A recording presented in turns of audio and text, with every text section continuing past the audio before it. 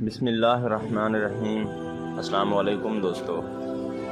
حضرت امام حسین علیہ السلام کی شادی کا واقعہ ایک ایسا خوبصورت اور پاکیزہ باب ہے جو صرف ایک تاریخی رشتہ نہیں بلکہ روحانی اور اخلاقی پیغام بھی اپنے اندر سموئے ہوئے ہے۔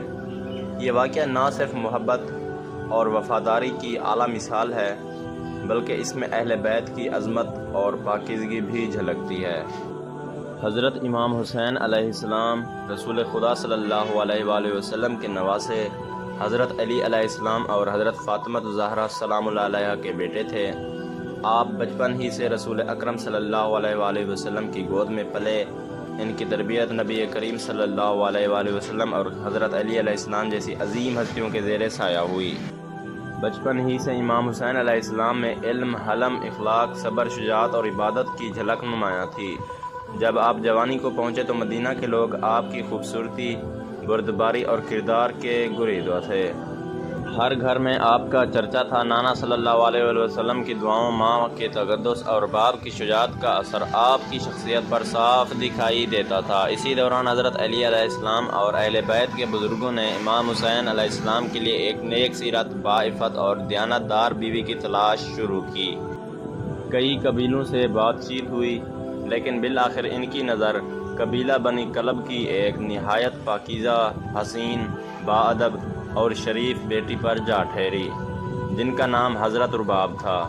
حضرت رباب سلام اللہ علیہ نہ صرف حسن و جمال میں منفرد تھیں بلکہ وہ دین، تقوی اور اخلاق میں بھی بے مثال تھیں۔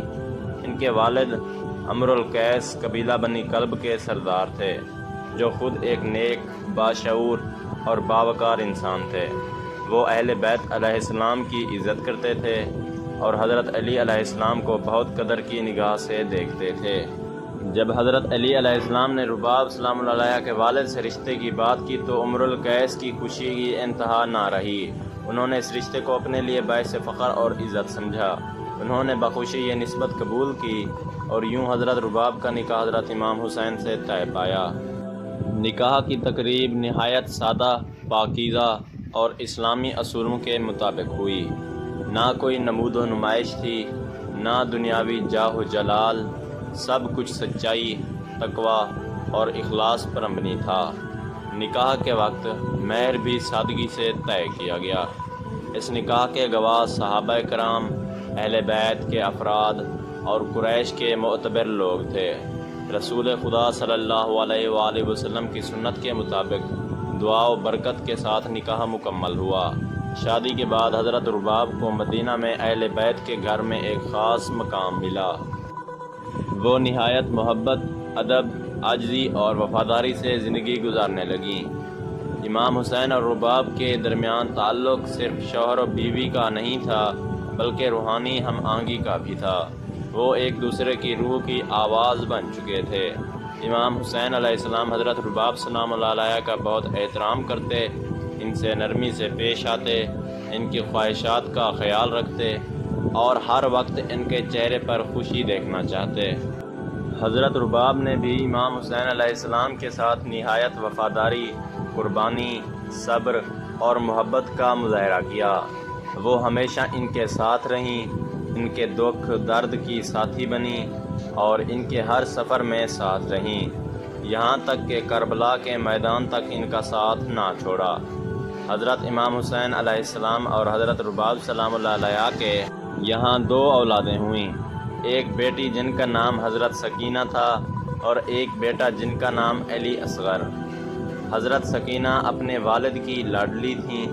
وہ بچپن ہی سے نیکی، حلم، فصاحت اور ذہانت میں اپنی مثال آپ تھیں۔ ان کی معصوم باتوں پر امام حسین علیہ السلام مسکرا اٹھتے۔ حضرت رباب سلام اللہ علیہ انہیں نہایت محبت سے پال رہی تھیں۔ دوسری طرف علی اصغر کی ولادت نے امام حسین علیہ السلام اور حضرت رباب سلام اللہ علیہ کی زندگی کو مزید روشن کر دیا تھا۔ ان کے ننھے ننھے ہاتھوں کو چومتے ہوئے حضرت حسین علیہ السلام کی آنکھوں میں چمک آ جاتی۔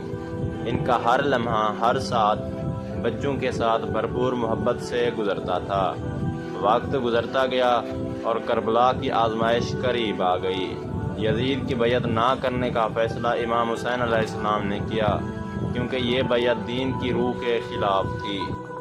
جب آپ نے مکہ سے کربلا کی طرف سفر شروع کیا تو حضرت رباب سلام اللہ علیہ اور ان کے بچے بھی ساتھ تھے۔ یہ وہ وقت تھا جب حضرت رباب سلام اللہ علیہ نے اپنی وفاداری اور قربانی کی وہ مثال پیش کی جو رہتی دنیا تک یاد رکھی جائے گی۔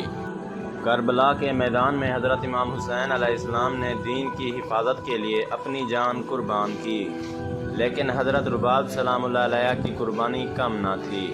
ان کی گود کا پھول حضرت علی اصغر یزیدی لشکر کے ظلم کا نشانہ بنا۔ حضرت رباب سلام اللہ علیہ نے یہ صدمہ بھی صبر اور استقامت سے برداشت کیا۔ حضرت سکینہ سلام اللہ علیہ کو قید و بند کی صعوبتیں سہنی پڑی اور حضرت رباب سلام اللہ علیہ ان کے ساتھ رہیں، ہر تکلیف میں ان کا ساتھ دیا۔ شہادت کے بعد جب اہل حرم کو قیدی بنا کر کوفہ و شام لے جایا گیا، تب بھی حضرت رباب سلام اللہ علیہ صبر، وقار اور ایمان کی تصویر بنی رہیں۔ انہوں نے ہر اذیت کو اللہ کی رضا جان کر برداشت کیا۔ امام حسین علیہ السلام کی جدائی کا غم ان کے دل میں ہمیشہ کے لیے نقش ہو گیا تھا۔